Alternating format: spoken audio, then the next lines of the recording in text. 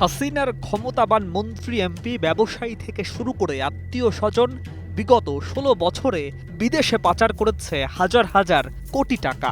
সেই অর্থ ফিরিয়ে আনতেই অন্তর্বর্তী সরকারের কত শত চেষ্টা। বিদেশে জমে থাকা এই কালো টাকার খোঁজে সরকার চেয়েছিল আন্তর্জাতিক আইনগত সহায়তা, কিন্তু সেই পথেই এখন বড় বাধা। বাংলাদেশের প্রস্তাবে না বলে দিয়েছে প্রভাবশালী ৩ রাষ্ট্র: যুক্তরাষ্ট্র, যুক্তরাজ্য ও সুইজারল্যান্ড। নতুন এবং ফিরে আসা গ্রাহকদের জন্য নগদে চলছে ক্যাশব্যাক সহ প্রতিদিন হাজারো উপহার জেতার সুযোগ। হবে আশা আর ফেরা, সারপ্রাইজ সেরা। অর্থ পাচার মামলার প্রমাণ সংগ্রহ ও টাকা ফেরাতে বাংলাদেশ একাধিক দেশের সঙ্গে পারস্পরিক আইনগত সহায়তা চুক্তি করার প্রস্তাব দেয়। যুক্তরাষ্ট্র, যুক্তরাজ্য ও সুইজারল্যান্ড সেই প্রস্তাব সরাসরি প্রত্যাখ্যান করে। তারা চুক্তির বদলে বিকল্প পদ্ধতি অনুসরণের কথা বলেছে। বিশেষজ্ঞদের মতে এই বিকল্প পদ্ধতি সময় সাপেক্ষ ও জটিল, যা পুরো প্রক্রিয়াকে ধীর করে দিতে পারে।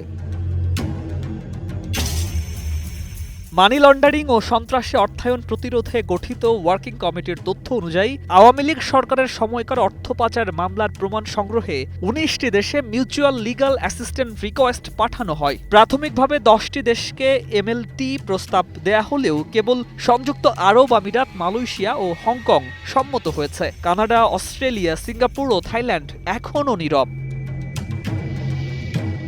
পাচার হওয়া অর্থ ফেরাতে সবচেয়ে গুরুত্বপূর্ণ দেশগুলোর একটি যুক্তরাজ্য। এ কারণেই গত জুনে খোদ প্রধান উপদেষ্টা ডক্টর মোহাম্মদ ইউনূস লন্ডন সফর করেন। সঙ্গে ছিলেন বাংলাদেশ ব্যাংকের গভর্নর ও দুদকের চেয়ারম্যান।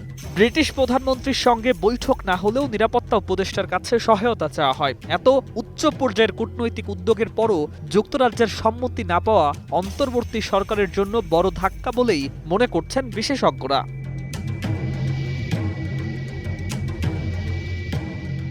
সরকারি শ্বেতপত্র অনুযায়ী ২০০৯ থেকে ২০২৩ সালের মধ্যে বাংলাদেশ থেকে পাচার হয়েছে প্রায় ২৩,৪০০ কোটি ডলার।